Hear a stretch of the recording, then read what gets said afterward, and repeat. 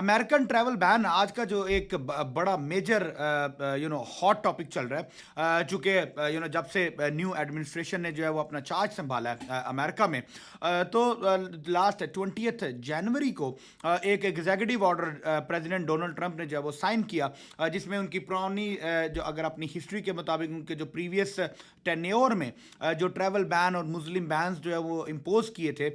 Those travel bans are coming back to United States. और इसमें जो मेजर इंपॉर्टेंट पहलू है वो ये है कि अब इस नए ट्रैवल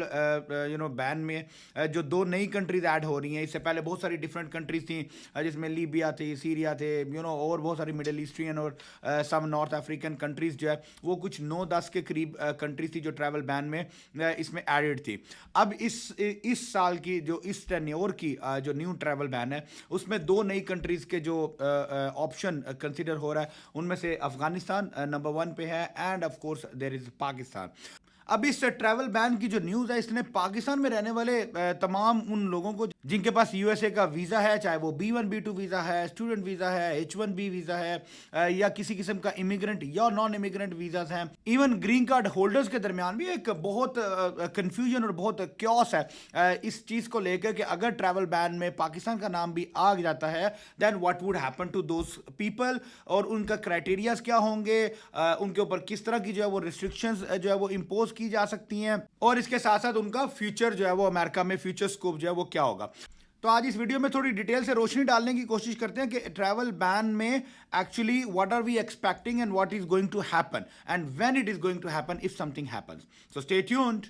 प्रेसिडेंट डोनाल्ड ट्रंप ने जब से चार्ज संभाला है अपनी एडमिनिस्ट्रेशन का, बहुत सारे डिफरेंट एग्जीक्यूटिव ऑर्डर्स जो है वो साइन किए हैं, बहुत सारे डिफरेंट जो है वो पॉलिसी चेंजेस आ रही हैं। इनमें से जो एक सबसे इम्पॉर्टेंट इस वक्त जो हॉट टॉपिक बना हुआ है, एक ऐसा एग्जीक्यूटिव डिसीजन जो कि ट्रैवल बैन से रिलेटेड है। जी बिल्कुल, लास्ट एडमिनिस्ट्रेशन में भी डोनाल्ड ट्रंप ने जो है वो मुख्तलिफ ट्रैवल बैन जो है वो और मुस्लिम बैन जो है वो इम्पोज किए थे, जिनके में तकरीबन 9-10 के करीब कंट्रीज थी, और इनके उन कंट्रीज के ऊपर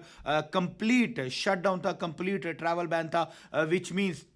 कि अगर हम हिस्टोरिकली देखते हैं तो once the travel ban was imposed तो नन ऑफ दीज कंट्रीज और देयर रेजिडेंट्स और their citizens were allowed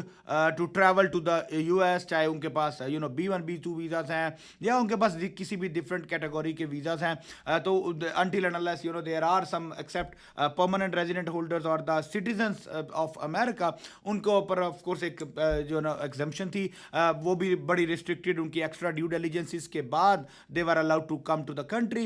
but other than that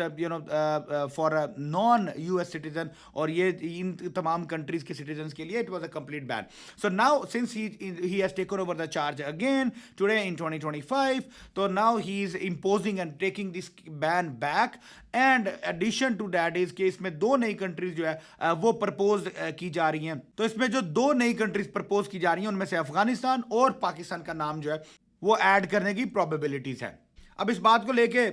वो तमाम अफगानीज जो इंटरनेशनल बैठे हैं, जिनके अपने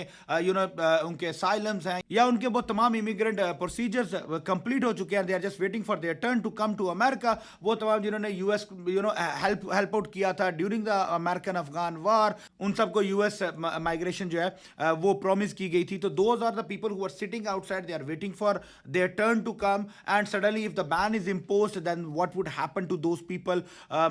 ये तो अभी इसके बारे में जो है एक बड़ा इंपॉर्टेंट फैक्टर होगा कि उन लोगों के लिए क्या डिसीजन लिया जाता है जो पिछले 2-3 साल से वेट कर रहे हैं अपनी बारी का। बट इसके साथ साथ जो मेरे पाकिस्तानी इन्वेस्टर्स हैं, ऑफ कोर्स उनकी तरफ से एक बहुत बड़ी बम्बार्डमेंट है मैसेजेस की, इंक्वायरीज की, क्यूरीज की कि उनका क्या होगा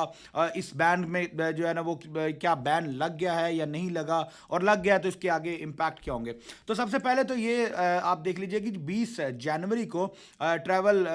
ये जो बैन है इसका ऑर्डर, एग्जीक्यूटिव ऑर्डर जो है वो जारी किया गया था, जिसमें डोनाल्ड ट्रंप ने जो है USCIS एंड तमाम बॉर्डर सिक्योरिटी फोर्सेस को जो इंस्ट्रक्शंस फॉरवर्ड की थी कि they within the 2 months they are suppose to give back the report of high security alert countries जिनको वो कंसीडर कर रहे हैं ट्रैवल बैन के लिए। तो ये जो नोटिस की जो टाइम पीरियड है, this is going to be completed on the 21st of March, which is 1 week from now, and that is the time when we are expecting कि हमारे पास बैन से रिलेटेड जो कंप्लीट डिटेल्स हैं we should be having it at that time. and we would be able to see whether Pakistan and Afghanistan names are finalized in the to be added up into the ban or no. But generally मेरा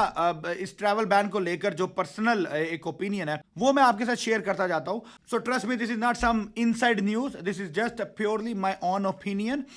based on the previous stats and the different information. तो वो ये है कि travel ban, मुझे मेरा personal opinion ये है कि Pakistan would not be included in the red category. अब ट्रैवल बैन के अंदर डिफरेंट कैटेगरीज हैं जो कि प्रपोज की जा रही है, जिनके बारे में जो है वो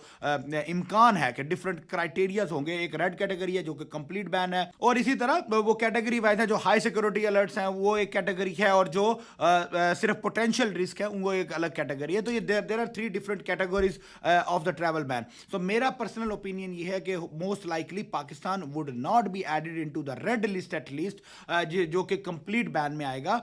it can go for that जो लास्ट 3rd कैटेगरी है जिसमें 2 months की क्लियरेंस रिक्वायर्ड होती है, कि वो US would ask the Pakistani government to provide certain to complete certain parameters and provide certain information and securities just to make sure that they are not added up into the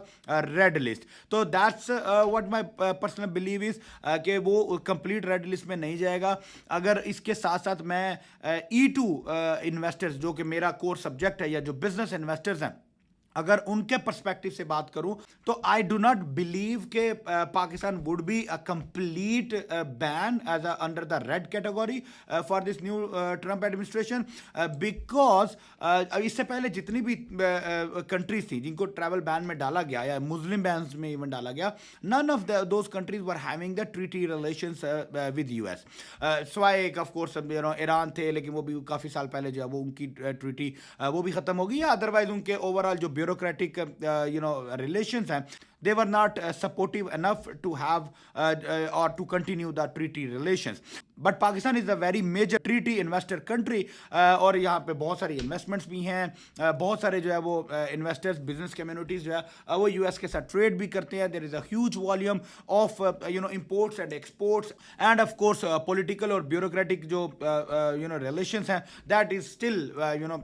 way stronger than all of, or at least a major of those countries. And knowing Trump's background, he is a businessman and he supports the business community. He supports and he encourages the international business owners and investors to come to the country and contribute positively. So मेरा personal जो opinion है वो यही है कि